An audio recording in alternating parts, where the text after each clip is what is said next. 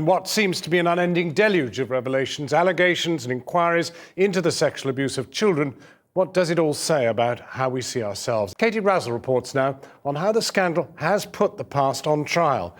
Rosie Boycott was a pioneering journalist in the early 70s, but she wasn't exposing stories of child abuse in her feminist magazine Spare Rib. You think now in horror of all those voiceless kids, and it has to be a combination of the fear, of the fact that no one would listen to them, and the fact that no one would believe them, even though people must have known at points that kids were telling the truth.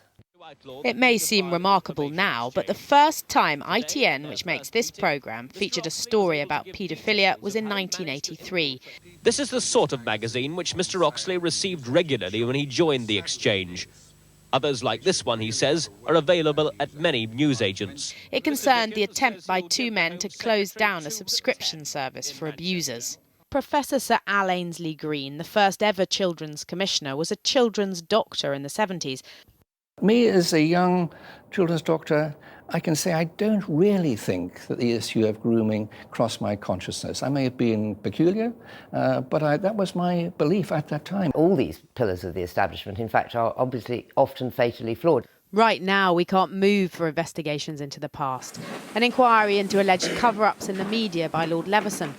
More than one inquiry into who turned a blind eye to Jimmy Savile and into who knew what and who was involved in the systematic abuse of children at Bryn Eston.